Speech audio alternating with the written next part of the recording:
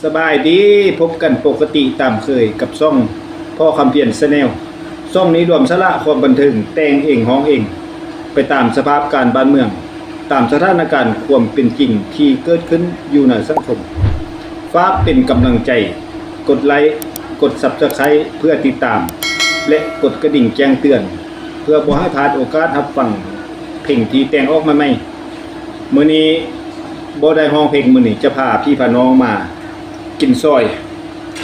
แบบธรรมชาติซอยชิ้นเสิร์ฟเพียวคมๆมื้อนี้แต่ว่าก่อนจะกินข้อฟ้าเป็นคิดเป็นข้อคิดไว้ให้พี่ให้น้องถ้าคนเฮาที่ดำรงชีวิตอยู่ในสังคมนี้คิดนำกันว่าเป็นหยังคนเฮาที่เกิดมาอยู่บนนโลกนี้มีความโลภมากโลภะตัณหาพาโลบ่ว่าจะเป็นเงินคำทรัพย์สินที่ดินเงินสร้างบ้านซ่องฮอดพาหนะรับใช้ต่างๆคนเฮาลงไหลกับสิ่งเหล่านั้นจนหน้ามืดตามัวจึงเกิดมีปัญหาติดท้องตองเที่ยงกันเป็นศัตรูงูพิษกันขาดความสามัคคีที่ดำรงชีวิตอยู่ในสังคมเมื่อวันนั้นมาถึงผู้ที่เข้าหักทานและผู้ที่ทานหักเขาก็จะมานั่งโศกเศร้าเสียใจห้องให้นำทานบ่เกิน30 นาทีต่อจากนี้ไปเขาก็จะวางแผนไปเผาทิ้งตามฮีตตามคลองบางส่วนเผาก็ไปฝังทิ้งลดลาพาหนะที่มีราคาแพงๆที่ท่านสู้สนมันนะเขาก็จะบ่ให้ท่านขี่เขาจะเอารถสับปะเลอบริการลงศพมาใส่ท่านไปเงินคำที่ให้ท่านไปนั้นเป็นเงินกีบไฟก็จะไม่ทิ้งบางเทื่อผู้มีฐานะมีเงินมีคำไล่เขาก็จะเอาคำใส่ให้เพียงเล็กๆน้อยๆภายหลังที่ทรงสการแล้วเขาก็ยังนำไปเคี่ยเอาจนทั้งบันไดมาหมดเฮือนห่อที่ท่านสู้สนมาทั้งชีวิตบ่ว่าจะเป็นราคาเท่าใดลั่งหนึ่งบ่พอเอา2ลั่ง3ลั่งทานก็จะบ่ได้อยู่เขาจะไปเอาห่อผ้าน้อยๆมาใช้ให้ทานมากินมาทานหาทานตามที่ตามคลองไปเท่านั้นที่ดินที่พวกท่านสู้สนมาจนเกิดผิดเกิดเที่ยงกันทานก็เอาไปนำบ่ได้บางคนเขาอยากอนุรักษ์รักษาไว้ว่าเป็นผู้มีคุณงามความดีเขาก็จะเอาเนื้อที่น้อยๆให้เล็กๆน้อยๆอยู่ข้างบ้านข้างเฮือนบางคนก็เอาไปไว้วัด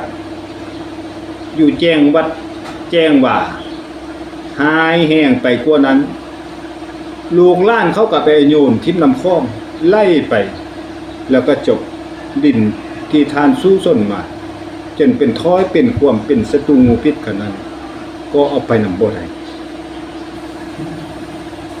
วิญญาณของทาน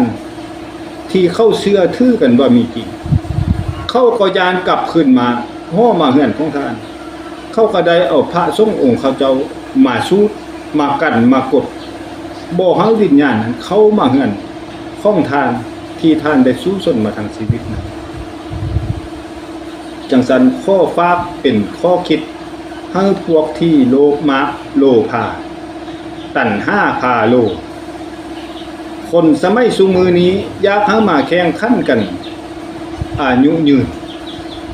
ว่าเพื่อจะอายุยืนกว่ากันบางเทื่อก็คนทุกข์คนยากเขาก็อายุยืนได้เส้นกันจังสันแล้วอย่าไปดูทุกข์หมิ่นประมาทคนที่บ่มีโอกาสคนที่ต่ำต้อยกว่าตนเองคนที่ทุกข์ยากกว่าตนเองเพราะว่าอาหารการกินมันเพียงแต่ประดับฐานะอยู่ในสังคมเท่านั้นบางทีเขากินแบบธรรมชาติอยู่ธรรมชาติ เขาก็อายุยืนได้เช่นกันจังซั่นแล้วอันใดที่ท่านกินได้บ่จะว่าบ่เฉพาะแต่ว่าแม่นลาบก้อยซอยห้างผักมีซี่ซอมอันใดท่านกินได้ก็ขอให้ท่านกินไป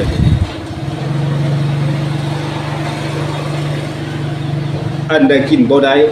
ผิดต่อสุขภาพของท่านก็ขอให้หยุดเสียจังซั่นแล้วเฮ็ดแนวใดสิให้อายุยืนอยู่นำลูกนำหล้านนำบ้านนำเมืองต่อไป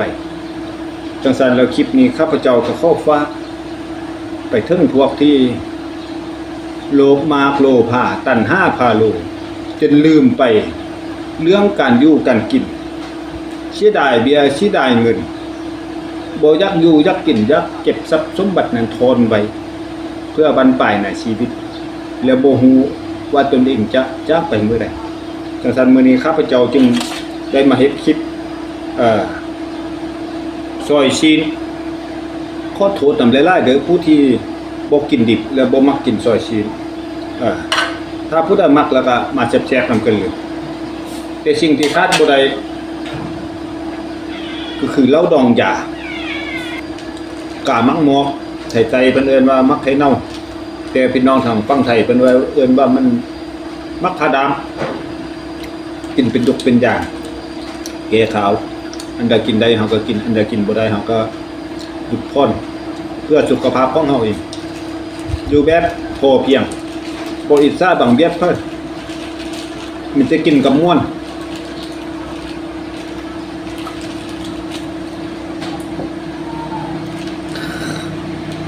มาพี่น้องแซ่บๆนำกันซอยชีนแช่เพียคมๆใส่เครื่องในหลายๆเอาแบบสบายใจ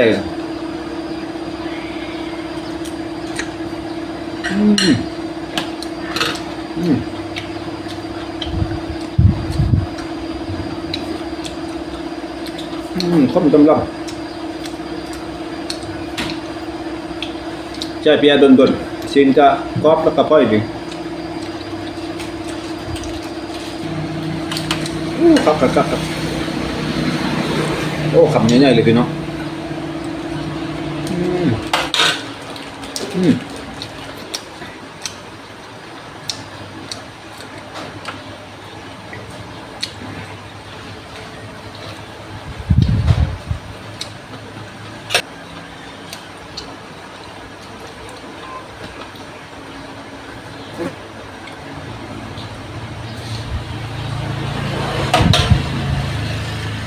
แมงแบบกันแรก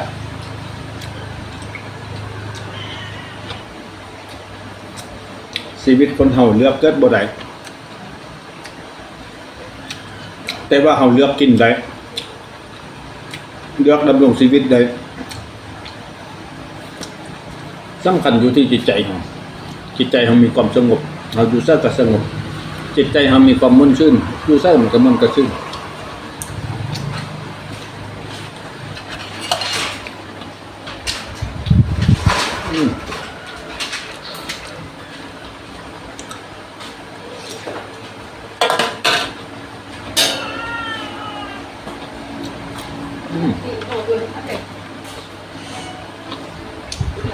เผ็ดคำด้วย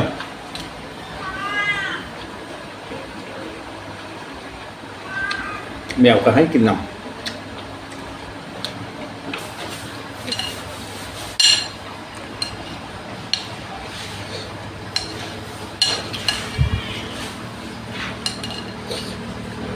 คำใหญ่ๆเลยพี่น้อง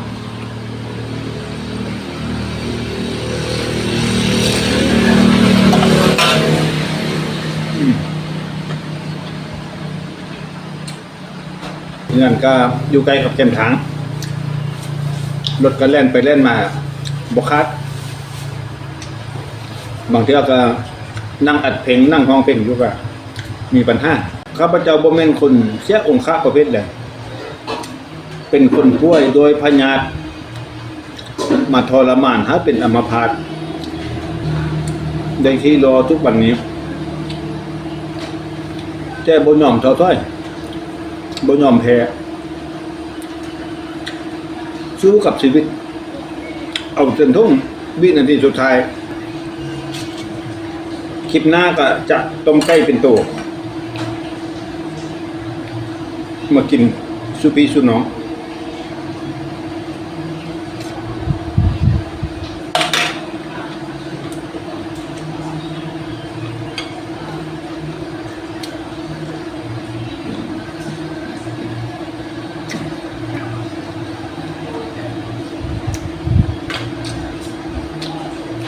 เป็นคนมักกินผัก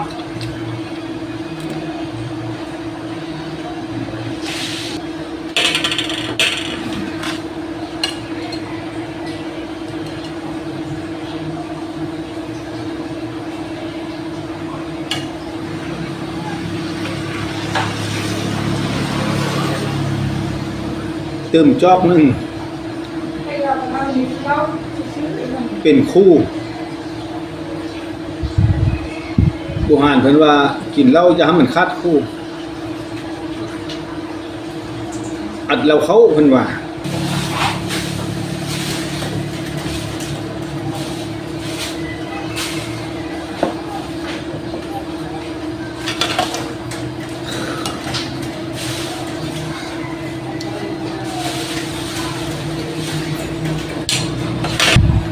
ขอบใจหลายๆเด้อทุกท่านที่ติดตามเอาคำว่าขอบใจหลายๆทุกท่านที่ติดตามให้กำลังใจ